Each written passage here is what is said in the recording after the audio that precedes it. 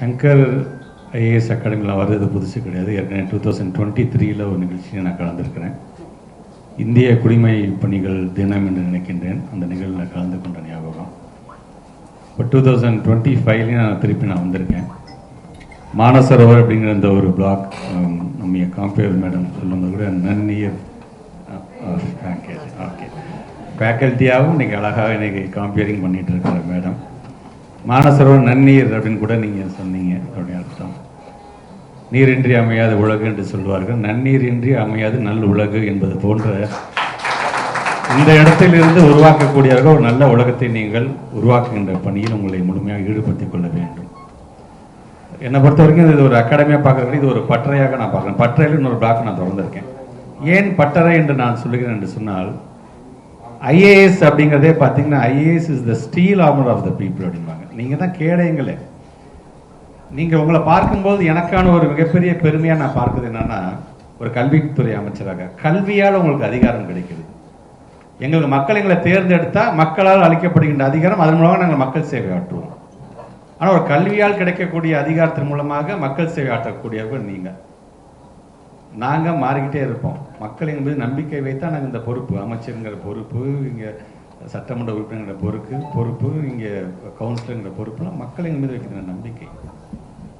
நாங்கள் என்னதான் மாறினோம் என்று சொன்னால், மாறாமல் அந்த பணியில் பணியாற்றக்கூடிய யாருன்னு பார்த்தீங்கன்னா அது நீங்கள் தான். நீ அதிகாரியாக வரப்போகக்கூடிய நீங்கள் தான். அதை உணர்ந்த காரணத்தினால தான் மக்கள் மீது வைத்திருக்கிற நம்பிக்கையின் காரணமாக, இளைய சமுதாயத்தின் மீது வைத்திருக்கிற நம்பிக்கையின் காரணமாக தான் நான் தனக்கு தமிழ்நாட்டோட முதலமைச்சர் சங்கர் ஐஏஎஸ் அகாடமி மட்டும் இல்லை, நீங்கள் அரசாங்கமே ஒரு அகாடமி ஆரம்பிக்கலாமே என்கிற அந்த முடிவுக்கு வந்திருக்குது என்று சொன்னால், எங்களுக்கெல்லாம் முன்னோடியாக இருக்கக்கூடிய இந்த சங்கர் ஐஏஎஸ் அகாடமிங்கிறது எங்களுக்கு பெருமை. கவர்மெண்ட் தான் அல்மைட்டி. அதுக்கு பிறகு என்னங்க அப்படிங்கும்போது சில நேரத்தில் இந்த மாதிரியான அகாடமிஸ் நடத்தக்கூடிய, ஏன் நல்லது நடந்துச்சுன்னா நம்ம எடுத்துக்கலாமே அதை, ஏன் அது நமக்கு ஒரு மிகப்பெரிய உந்து சக்தியாக இருக்கட்டுமே, அது நமக்கு ஒரு மிகப்பெரிய எக்ஸாம்பிளாக இருக்கட்டுமே. அப்படி மாதிரி ஒரு ப்ரூவன் ட்ராக் வச்சிருக்கக்கூடிய ஒரு அகாடமியை பார்த்து ஒரு அரசாங்கம் ஒரு திட்டத்தை கொண்டு வருகின்ற அளவிற்கான ஒரு மிகப்பெரிய ஒரு பெயரை பெற்றிருக்கதாகத்தான் இந்த அகாடமியை நான் பார்க்குறேன். நான் இதில் பொதுவாக ஐஏஎஸ் ஆஃபீஸர்ஸை நிறைய இளைய சமுதாயத்தை சார்ந்த ஒரு ஹீரோ மாதிரி பார்ப்பாங்க எப்போதுமே. நான் இந்த கலெக்டர் மாதிரி, ஏன் நான் நிறைய அரசு பள்ளி சார்ந்திருக்கின்ற மாணவ செல்வங்களோட நான் பேசும்போது தான் கேட்பேன், என்ன ஆகணுமே, ஒன்று போலீஸ் ஆகணும்னு கை தூக்குவாங்க, இன்னொன்று கலெக்டர் ஆகணும் அப்படிம்பாங்க. அப்போ அதுக்கு முதல்ல நீங்கள் என்ன பண்ணணும் அப்படின்னு நான் கேட்பேன். நான் படிக்கணும் அப்படிம்பாங்க. அதே தான் உங்கள்கிட்ட நான் சொல்கிறேன். நல்லா படிங்க, தேர்ச்சி பெறுங்கள்.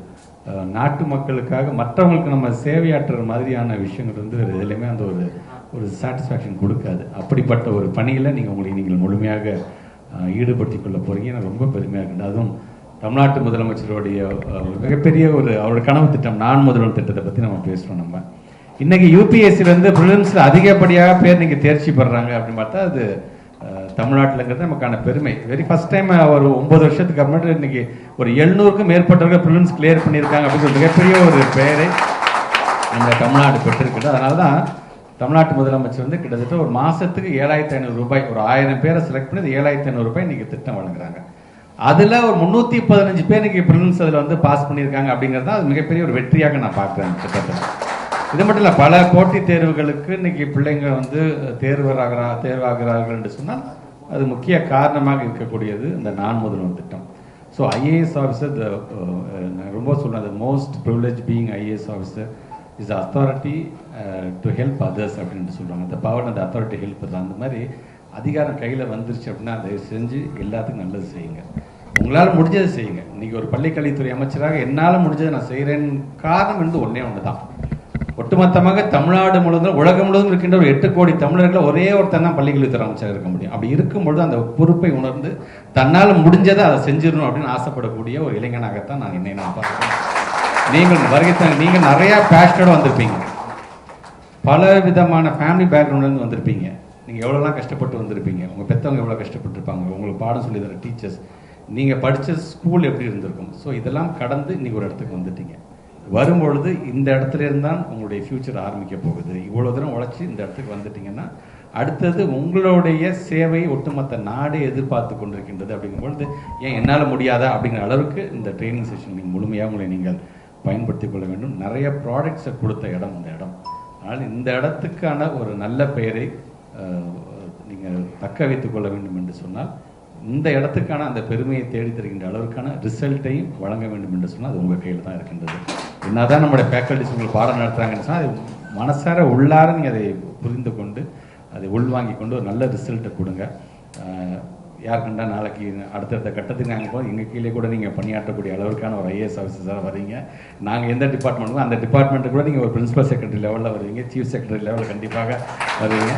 அப்போ நீங்கள் சொல்லுவீங்க, சார் நீங்கள் கூட அந்த ஒரு நிகழ்ச்சியில் கலந்துட்டீங்களா சார் 2025, அப்போ நானும் இருந்தேன் சார் அந்த இடத்துல அப்படின்னு சொல்லும் பொழுது அதை விட ஒரு பெருமை எங்களுக்கு என்ன வந்துட போகுது. ஸோ அந்த விதத்தில் வரைக்கும் தந்திருங்க அனைவருக்குமே என்னுடைய வாழ்த்துக்கள். First of all my apologies. ஏன்னா நான் 9 o'clock நான் இருக்கணும், திடீர்னு நம்ம நம்ம சீஃப் மினிஸ்டர் 9:45 ஒரு அப்பாயின்மெண்ட் கொடுத்தனால கொஞ்சம் காலதாமதம் ஆகிடுச்சு. ஸோ அட் த மேக்ஸிமம் நான் டைமை மெயின்டைன் பண்ணக்கூடியவன். இந்த மாதிரி நேரத்தில் அதை தவிர்க்க முடியாத மாதிரி அமைஞ்சது. அதுக்கு என்னுடைய அப்பாலஜிஸை சொல்லிவிட்டு உங்கள் அனைவருக்கும் என்னுடைய வாழ்த்துக்களை தெரிவித்து இந்த உரையை நிறைவு செய்கிறேன். நன்றி.